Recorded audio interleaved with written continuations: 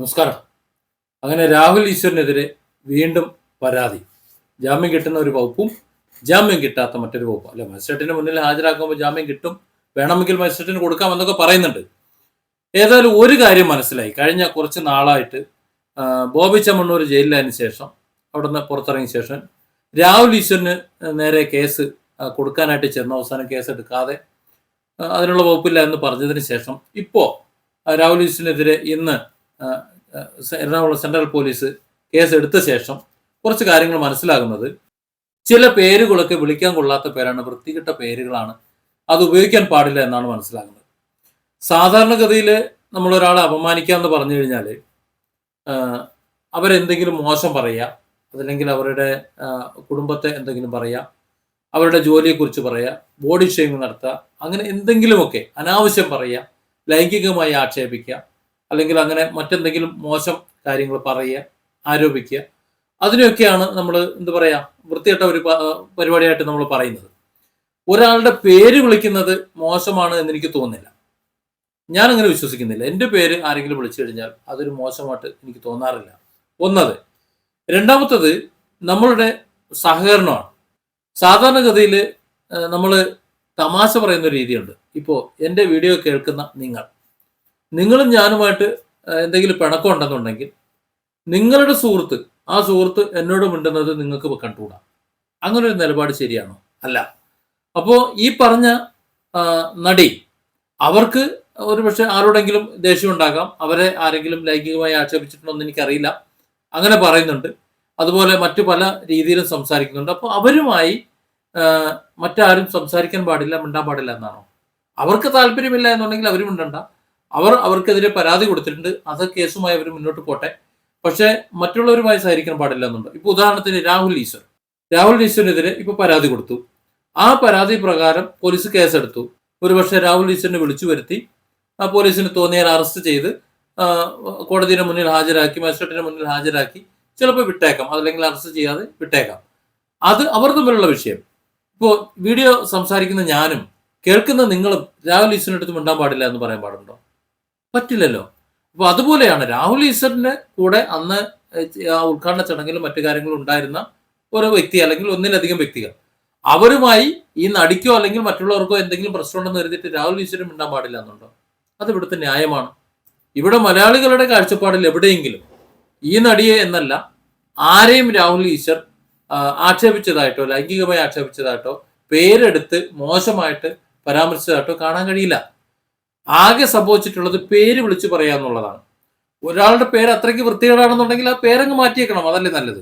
ഇപ്പൊ സിനിമാ ഫീൽഡിൽ ജോലി ചെയ്യുന്നവരാണെങ്കിൽ, അല്ലെങ്കിൽ ഒരു സെലിബ്രിറ്റി ലുക്കിൽ ജോലി ചെയ്യുന്നവരാണെന്നുണ്ടെങ്കിൽ സ്വാഭാവികമായും ആൾക്കാർ വിളിക്കും, പേരല്ലേ വിളിക്കുന്നത്. ഇപ്പൊ മമ്മൂട്ടിയുടെ പേര് മമ്മൂട്ടി എന്ന് വിളിക്കുന്ന ആരാ? ഇന്ന് സംസാരിച്ച് പഠിക്കുന്ന കൊച്ചുകുട്ടിയും മമ്മൂട്ടി എന്നാണ് വിളിക്കുന്നത്, അല്ലേ? ഇനി ഒന്നും വേണ്ട, നമ്മുടെ മുഖ്യമന്ത്രി പിണറായി വിജയൻ, അദ്ദേഹത്തിന് എൻ്റെ പിതാവിനേക്കാൾ പ്രായമുണ്ട്, എന്നിട്ടും ഞാൻ വിളിക്കുന്നത് പിണറായി വിജയൻ എന്നാണ്. എന്തിനാണ് അങ്ങനെ വിളിക്കുന്നത്? അത് അദ്ദേഹം ഒരു സെലിബ്രിറ്റിയാണ് നിൽക്കുന്നത് കൊണ്ടാണ്, അല്ലെങ്കിൽ അത്തരത്തിലൊരു പദവി നിൽക്കുന്നത് കൊണ്ടാണ്. അല്ലാതെ പിണറായി ഏട്ടാ എന്നൊന്നും വിളിക്കുന്നില്ല. അത് അങ്ങനെയാണ്. ഒരല്പ സെലിബ്രിറ്റി ലുക്കിൽ നിൽക്കുന്ന, അല്ലെങ്കിൽ അത്രത്തോളം പദവിയിൽ നിൽക്കുന്ന ആൾക്കാരെ പേര് തന്നെയാണ് വിളിക്കുന്നത്. അതിന് നാണക്കേട് വിചാരിക്കേണ്ട ആവശ്യമൊന്നുമില്ല. ഇപ്പോൾ പ്രധാനമന്ത്രി നരേന്ദ്രമോദി അണ്ണ, അല്ലെങ്കിൽ നരേന്ദ്രമോദി അപ്പൂപ്പ എന്നൊന്നും അല്ലല്ലോ വിളിക്കുന്നത്, ആണോ? അല്ല. അപ്പൊ നരേന്ദ്രമോദി എന്നാണ് വിളിക്കുന്നത്, മോദി എന്നാണ് വിളിക്കുന്നത്. അതുപോലെ ഇവിടെ നടിയുടെ പേര് വിളിച്ചാൽ എന്താ കുഴപ്പം? രാഹുൽ ഈശ്വർ പല ഭാഗത്തും പല രീതിയിലും സംസാരിച്ചിട്ടുണ്ട്, അവിടെ പേര് പറഞ്ഞിട്ടുണ്ട്. ആ ആളെ വിമർശിക്കാൻ പാടുണ്ടോ ഇല്ലയോ എന്ന് ചോദിച്ചിട്ടുണ്ട്. ഇപ്പൊ ഞാനിത് ഉപയോഗിക്കാത്തത് അതൊരു വൃത്തികെട്ട പദമാണ് എന്ന് ഒരുപക്ഷെ ആയതുകൊണ്ടാണോ, എന്തുകൊണ്ടാണ് ആ പേര് വിളിക്കാൻ പാടില്ലാത്തത് എന്ന് പറഞ്ഞത് എനിക്കറിയില്ല. അതുകൊണ്ട് ഇനി ഞാൻ ആ പേര് ഉപയോഗിക്കേണ്ടെന്ന് വെച്ചു. ഇനി അവർക്ക് അവരുടെ പേര് വിളിക്കുന്നത് ഇഷ്ടമല്ലാഞ്ഞിട്ടാണോ, അതോ അവരുടെ പേര് അത്രയ്ക്ക് മോശം പേരാണോ, ഒന്നും അറിയില്ല. രണ്ടായാലും വിനാശകാലെ വിപരീത ബുദ്ധി എന്നേ പറയാനുള്ളൂ. കാരണം ഒരു സെലിബ്രിറ്റി ലുക്കിൽ നിൽക്കുന്ന സമയത്ത് നാട്ടുകാർ വിമർശിക്കും, പലരും വിമർശിക്കും, പല രീതിയിൽ സംസാരിക്കും. ഇപ്പൊ എൻ്റെ വീഡിയോയുടെ താഴെ വന്ന് കണ്ട് എന്തെല്ലാം കമന്റുകളാണ് എഴുതുന്നത്, ഏതെല്ലാം രീതിയിലാണ് ആൾക്കാർ പ്രതികരിക്കുന്നത്. ഞാൻ അവരെ തെറി വിളിക്കാനും അവരുടെ കൂടെ തല്ലുകൂടാനും പോയാലോ? അത് ശരിയായ കാര്യമാണോ? ഞാൻ പറയുന്ന കാര്യങ്ങൾ അവർക്ക് ദഹിക്കുന്നില്ല, അവർക്ക് ഇഷ്ടപ്പെടുന്നില്ല, അതിന് അവർ പ്രതികരിക്കുന്നു. അവർക്ക് ഇഷ്ടമില്ലാത്ത കാര്യങ്ങൾ പറഞ്ഞാൽ അവർ പ്രതികരിക്കും. അവർക്ക് ഇഷ്ടമുള്ള കാര്യങ്ങൾ ഒരുപക്ഷെ ഞാൻ പറഞ്ഞ ആ കാര്യങ്ങൾ തന്നെ മറ്റുള്ളവർ അനുകൂലിക്കുന്നുണ്ടാവും. അവരത് അനുകൂലമായ കമന്റുകളായി രേഖപ്പെടുത്തും. അപ്പോൾ ഒരു വീഡിയോയുടെ താഴെ തന്നെ ഇത്തരത്തിൽ സമ്മിശ്രമായിട്ടുള്ള കമന്റുകൾ ഉണ്ടാകാം, ഇടാതെയും ഇരിക്കാം. അത് അവരുടെ ശീലമാണ്. ഒരു സെലിബ്രിറ്റി ആകുമ്പോൾ സ്വാഭാവികമായിട്ടും അവരെ വിമർശിക്കും, അവരെക്കുറിച്ച് നല്ലതും പറയും, രണ്ടും പറയും. അത് കേൾക്കാൻ സൗകര്യമില്ല എന്നുണ്ടെങ്കിൽ ഈ സെലിബ്രിറ്റി പണിയൊക്കെ നിർത്തിയിട്ട് വെറുതെ മൂലയ്ക്ക് എവിടെയെങ്കിലും ഇരിക്കുന്നതായിരിക്കും നല്ലത്. പുറത്തേക്ക് ഇറങ്ങി കഴിഞ്ഞാൽ സ്വാഭാവികമായിട്ടും സംസാരിക്കും. ഒരല്പം പ്രശസ്തിയൊക്കെ ആയി കഴിഞ്ഞാൽ ഇറങ്ങി നടക്കാൻ പറ്റില്ലെന്നേ. ഇപ്പൊ ബോബി ചെമ്മണ്ണൂരിന്റെ കഥ തന്നെ പറയാം. ഒരു ബിസിനസ്സുകാരന്, ഒരു സിനിമാ നടനല്ല, വേറെ പരിപാടിയൊന്നുമില്ല. അയാൾക്ക് ഒരു അങ്ങാടി കൂടെ ഇറങ്ങി നടക്കാൻ പറ്റും? പോച്ചെ എന്ന് പറഞ്ഞിട്ട് ആൾക്കാർ ഇങ്ങനെ കൂടുകയാണ്, ഇടിച്ചങ്ങോട്ട് കയറുകയാണ്. മമ്മൂട്ടി 70 വയസ്സ് കഴിഞ്ഞു, മൂപ്പർക്ക് ഇറങ്ങി മര്യാദയ്ക്ക് നടക്കാൻ പറ്റും? ദിലീപിന് നടക്കാൻ പറ്റും? പിന്നെ വേറെ ആർക്കെങ്കിലും അതുപോലെ മുൻനിര നടന്മാർക്ക് ആർക്കെങ്കിലും നടക്കാൻ പറ്റും? നടക്കാൻ പറ്റുന്ന ഒരാളുണ്ടായിരുന്നു എൻ്റെ അറിവിൽ, ഓടനാവട്ടം മുരളി, അതായത് പഴയ സിനിമാ നടൻ മുരളി. അദ്ദേഹം ഓയൂര് ആ മേഖലയിലൊക്കെ നടക്കുന്ന ഞാൻ കണ്ടിട്ടുണ്ട്. അതുപോലെ പൃഥ്വിരാജിന്റെ അച്ഛൻ സുകുമാരൻ ഞങ്ങളുടെയൊക്കെ നാട്ടിൽ വരുമ്പോൾ അദ്ദേഹത്തിന്റെ നിലമേൽ എന്ന് പറയുന്ന സ്ഥലത്ത് ഒരു ഓഡിറ്റോറിയത്തിന്റെ പണി നടക്കുന്ന സമയത്ത് അത് അദ്ദേഹത്തിൻ്റെതായിരുന്നു. പിന്നീട് അത് വിറ്റു എന്നാണ് മനസ്സിലാക്കുന്നത്. ഞങ്ങളുടെ വീടിന്റെ അടുത്തുനിന്നായിരുന്നു അന്ന് മരമൊക്കെ എടുത്തിരുന്നത്, അതിന്റെ തടിപ്പണിക്ക് വേണ്ടിയിട്ടുള്ള മരം എടുത്തിരുന്നത്. ഒരു സാധാരണക്കാരായ ഒരു കള്ളിമുണ്ടൊക്കെ മടക്കി കുത്തി അവിടെ നിൽക്കുന്ന ഒരു സുകുമാരനെ കണ്ടിട്ടുണ്ട്. ആരും അദ്ദേഹത്തിന്റെ പിന്നാലെ ചെന്നൊരു സെലിബ്രിറ്റി എന്ന് പറഞ്ഞ് പാഞ്ഞു നിന്നില്ല. അങ്ങനെയുള്ള നടന്മാരുണ്ട്, ഇല്ല എന്നല്ല പറയുന്നത്. അവർ എല്ലാവരുടെയും കൂടെ അന്ന് ഉണ്ടായിരുന്നത് കൊണ്ടാണ്, ഒരു സാധാരണക്കാരെ ജീവിച്ചത് കൊണ്ടാണ് അങ്ങനെ. ഇന്ന് പൃഥ്വിരാജിന് ഇറങ്ങി നടക്കാൻ പറ്റും? അല്ലെങ്കിൽ വിനീത് ശ്രീനിവാസന് ഇറങ്ങി നടക്കാൻ പറ്റും? അതുപോലെ ആരെങ്കിലും ഇറങ്ങി നടക്കാൻ പറ്റും? ഇറങ്ങി നടക്കുകയാണെന്നുണ്ടെങ്കിൽ വലിയ വിഷയമാണ്. നമുക്കറിയാലോ, പുഷ്പ റിലീസിന് മൂപ്പരെ അല്ലു അർജുനെ കാണാൻ വേണ്ടിയിട്ട് ഇടിച്ചുകൂടി അവിടെ ഒരു മരണം പോലും സംഭവിച്ചു. അപ്പോൾ അതൊക്കെ എങ്ങനെയാണ്?